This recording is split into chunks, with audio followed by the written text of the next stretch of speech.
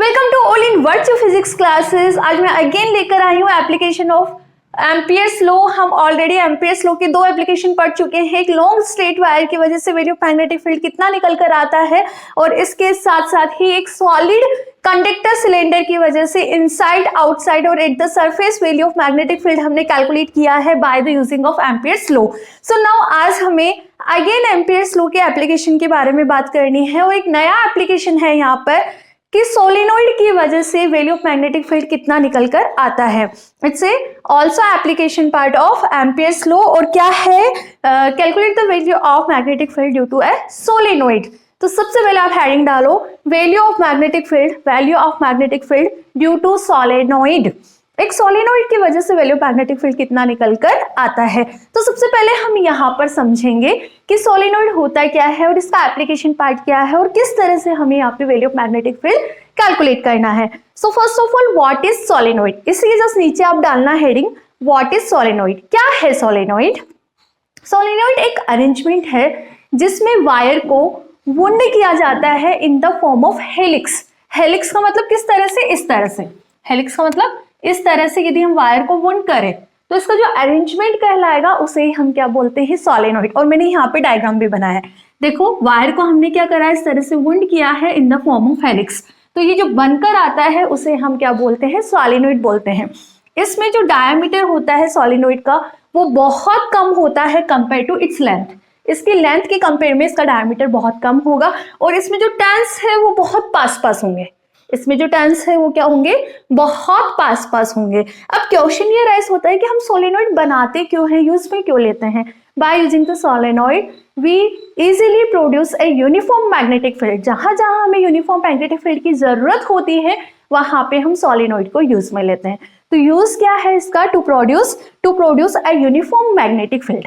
ठीक है, तो इसको हम कैलकुलेट करेंगे, बट इससे पहले आप यहाँ पे लिखो सोलेनोइड और ये डायग्राम बनाओ। है क्या? It's an arrangement in which wire is wound in the form of helix. Helix के फॉर्म में उसको वुंड किया जाता है, and the turns are very closely spaced. और इसमें जो टर्न्स है वो बहुत पास पास होते हैं, and the diameter of solenoid is very small compare to its length. इसकी लेंथ के कंपेयर में इसका डायमीटर क्या होगा? बहुत कम होगा। तो इसको भी लिख लो, and the diameter of the solenoid is very small compare to length of this. ठीक है, and we calculate the net magnetic flux. हम यहाँ पे नेट मैग्नेटिक फील्ड निकालेंगे। तो we calculate the net magnetic field which is the vector sum of field due to each turn. देखो यहाँ पे वायर को हमने क्या करा है? टर्न किया है। ठीक है, तो हर एक टर्न की वजह से कितना मैग्नेटिक फील्ड होगा उसका हमें क्या करना है? यहाँ पे वेक्टर सम करना है, और वो वेक्टर सम ही यहाँ पे रिप्रेजेंट करेगा total vector field due to solenoid. ठीक है, इसी के जस्ट नीचे लिखो आप यूज क्या है? To obtain uniform magnetic field. Uniform magnetic field को प्रोड्यूस करने के लिए हम सोलेनोइड को यूज में लेते हैं। ठीक है, अब इसके जस्ट नीचे आप मैग्नेटिक फील्ड लाइंस भी बना लेते हैं कि सोलेनोइड की मैग्नेटिक फील्ड लाइंस किस तरह से बनेगी। देखो एक बार कैसे बनेगी। यहां पे लिखो आप magnetic field lines, magnetic field lines of solenoid. देखो कैसे बनेगी। ये थोड़ा सा मैं इरेज कर रही हूँ यहाँ पे ऊपर का, और इसी डायग्राम के अंदर बनाकर बता रही हूँ। Magnetic field inside the solenoid कैसी होती है? स्ट्रेट लाइन होती है। कैसी होती है? स्ट्रेट लाइन होती है, और इनकी जो डायरेक्शन होगी वो क्या होगी? Inside S to N. Direction कैसा होगा? डायरेक्शन होगा, एक सेकेंड, मैंने गीले कपड़े से इरेज कर दिया, थोड़ा सा दिक्कत आएगा तुम लोगों को लिखने में, तो मैं एक बार इसको ड्राई कर देती हूँ फिर लिखती हूँ। यस, अब लिखो इनसाइड, अब दिख रहा है ना? हाँ, इनसाइड मैग्नेटिक फील्ड लाइंस कैसी होती है? एक तो स्ट्रेट होती है। क्या होती है? स्ट्रेट होती है। ठीक है, और डायरेक्शन कैसे होगा इनका? डायरेक्शन होगा एस टू एन। ठीक है, और जो मैग्नेटिक फील्ड है वो किस टाइप का होगा? आपका यूनिफॉर्म होगा। यूनिफॉर्म, क्लियर है? तो हमने ये magnetic field lines inside draw कर दी।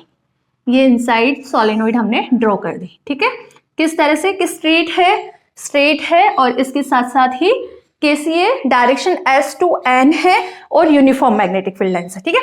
आउटसाइड इसकी जो डायरेक्शन होगी वो होगी N to S, outside N to S, इस तरह से डायग्राम बनाओ आप, आउटसाइड N to S, ठीक है। लिख लो आउटसाइड, आउटसाइड डायरेक्शन होगी N to S, ठीक है, और नॉन यूनिफॉर्म होगी, नॉन यूनिफॉर्म मैग्नेटिक फील्ड। लिख लो, समझ आ रहा है ना आपको, नॉन यूनिफॉर्म, नॉन यूनिफॉर्म, ठीक है।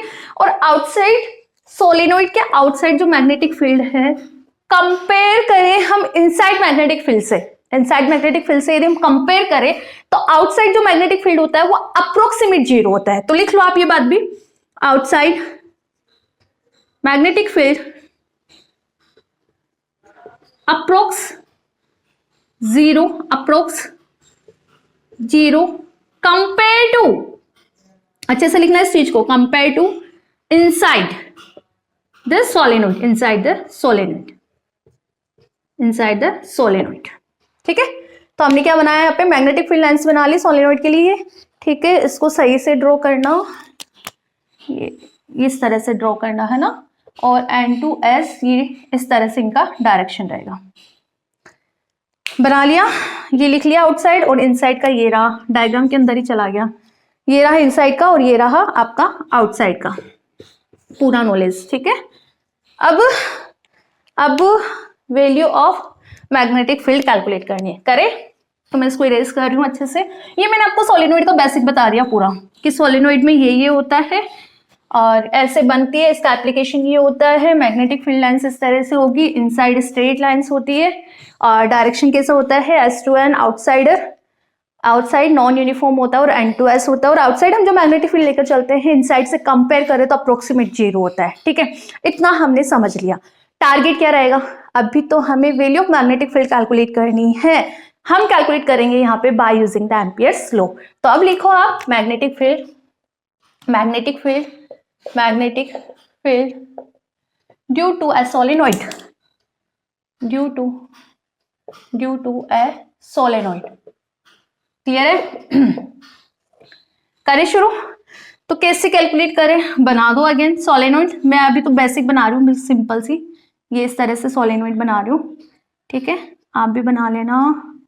और ये रहा वायर, अरे अपने क्या कलर पेन्स पता नहीं कहाँ चले गए, मिल ही नहीं रहा, तो ब्लैक कलर का यूज में लेना पड़ रहा है मेरे को पेन, 2 कलर पेन से तो ज़्यादा अच्छा बनता है ये डायग्राम। ये इस तरह से हमने सोलेनोइड बना दे, ये करंट जा रहा है I, ठीक है, ये S है और ये N है, ठीक है। अब हमें कैलकुलेट करना है वैल्यू ऑफ मैग्नेटिक फील्ड। कैसे कैलकुलेट करें, तो पहले आप यहाँ पे कंसिडर करो, we consider here we consider capital N number of turns and small n is number density, number नहीं tan density which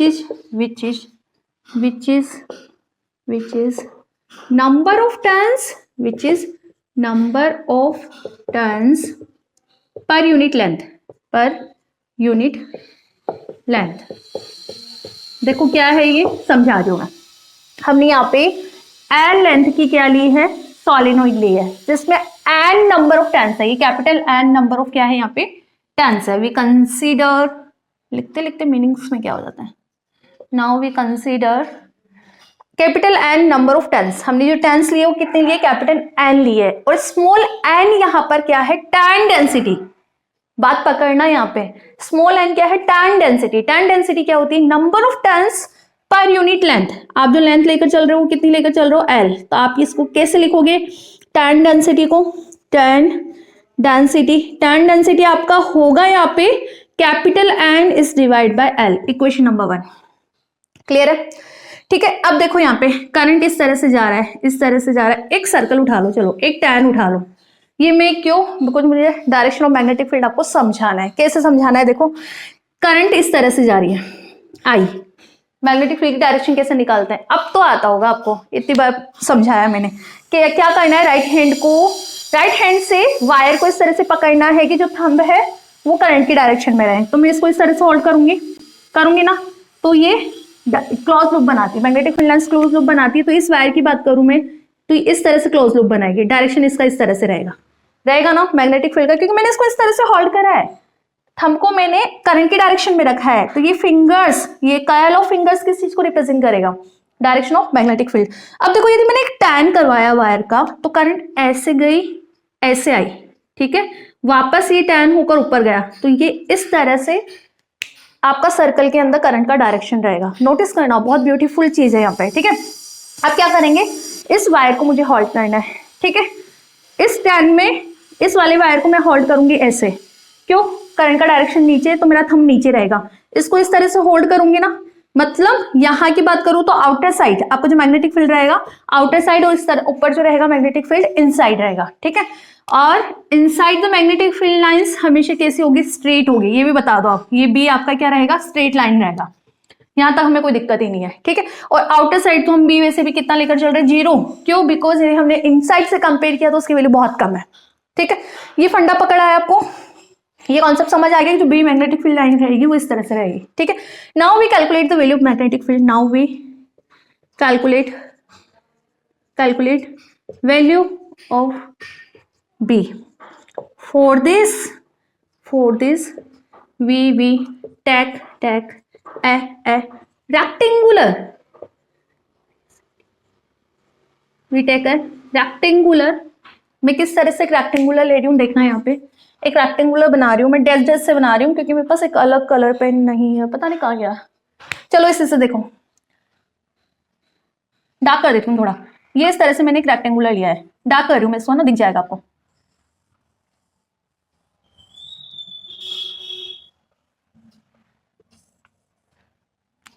वेट बेटा वेट, है ना,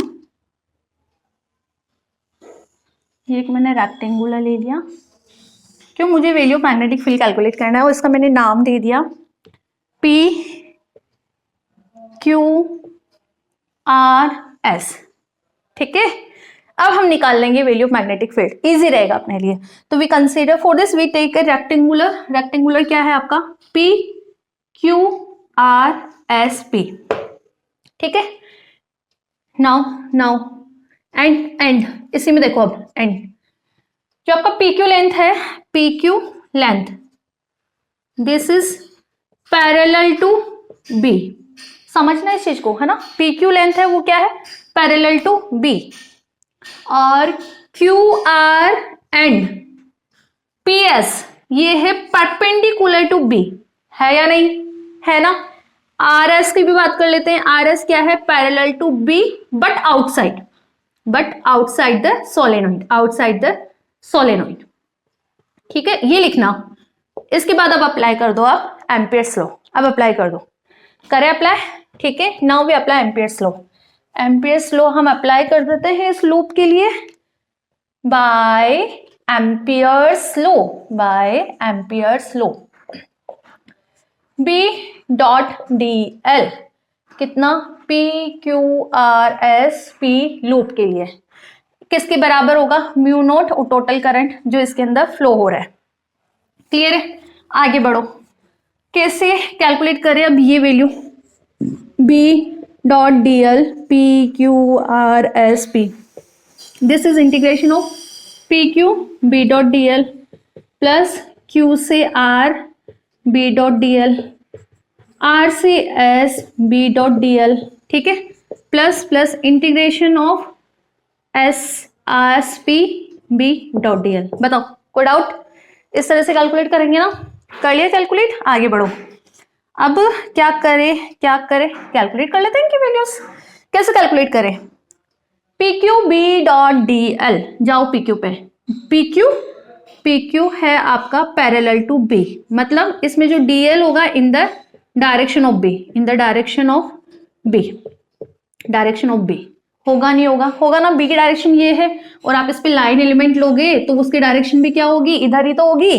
तो हम यहां से बोल सकते हैं cos थीटा cos 0 और 1 होगा, इट मीन इसकी जो वैल्यू है वो आपकी कितनी आएगी, इसकी जो वैल्यू है वो आपके पास आएगी B integration of DL PQ।